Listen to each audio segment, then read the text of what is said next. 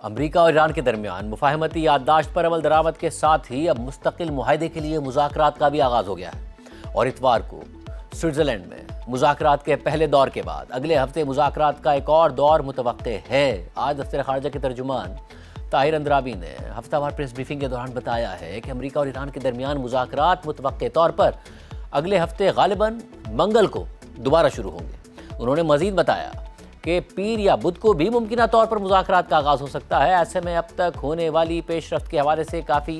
اہم اور مثبت چیزیں بھی سامنے آ رہی ہیں، مگر ساتھ ہی کچھ معاملات پر اختلاف سامنے آ رہا ہے۔ ایک طرف اسٹریٹ آف ہرمز کھل گئی ہے اور اس اہم راستے سے تجارتی جہازوں کی ایک بڑی تعداد اب روزانہ گزر رہی ہے اور اسی وجہ سے آج بھی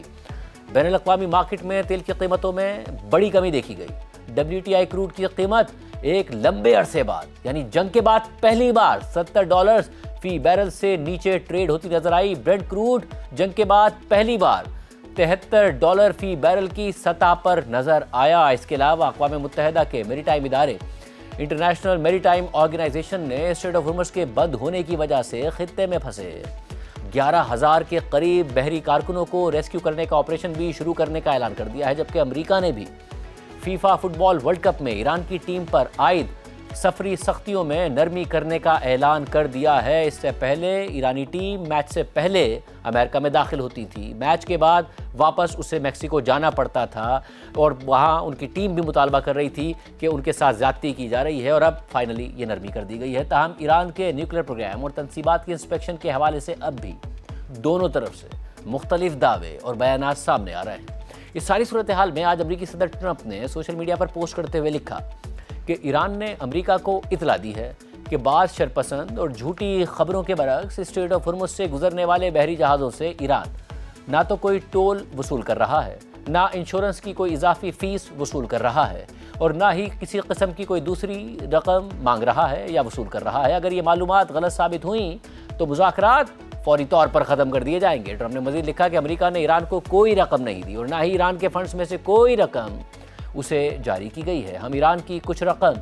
جو مکمل طور پر ہمارے کنٹرول میں ہے اپنے کسانوں کو ادا کریں گے تاکہ مکئی، گندم، سویابین اور دیگر اشیاء خریدی جا سکیں۔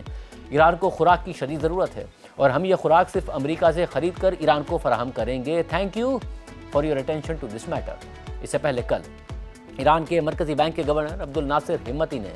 ایک انٹرویو میں یہ کہا تھا کہ ایران کے اوپر ایسی کوئی پابندی نہیں ہے کہ وہ منجمد اثاثوں سے لازمی طور پر ادویات اور خوراک امریکہ سے ہی خریدے۔ اگر امریکہ کے ریٹس کمپیریٹیو ہوں گے تو امریکہ سے خرید لیں گے۔ اسی طرح امریکہ اور ایران کے درمیان ایران کی نیوکلیر تنصیبات کی انسپیکشن پر بھی اختلاف سامنے آ رہا ہے۔ اتوار کو ایران کے ساتھ مذاکرات کے بعد صدر ٹرمپ اور نائب صدر JD وینس متعدد بار یہ کہہ چکے ہیں کہ ایران نے انٹرنیشنل اٹامک انرجی ایجنسی کے انسپیکٹرز کو اپنی نیوکلیر تنصیبات کے معائنے کی اجازت دے دی ہے۔ تاہم کل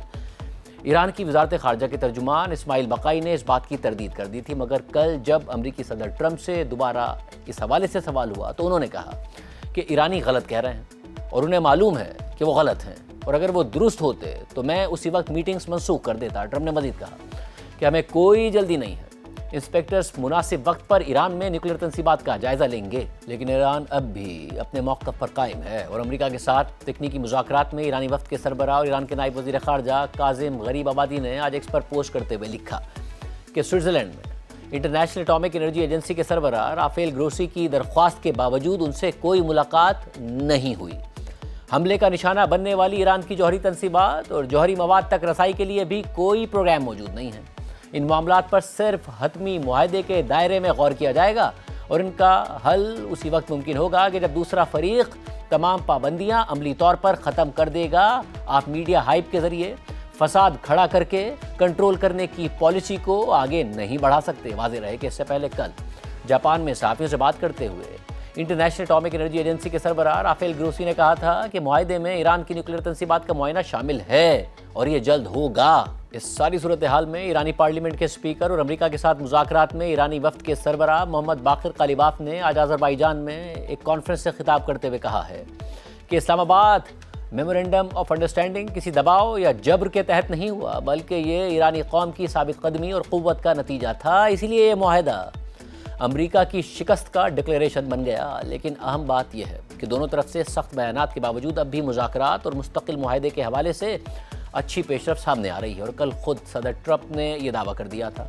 कि स्ट्रेट ऑफ हुर्मुज़ मुकम्मल तौर पर बहाल हो चुकी है और वहां से 19 मिलियन बैरल्स तक तेल गुजर चुका है, जबकि कल अक़वाम मुत्तहिदा की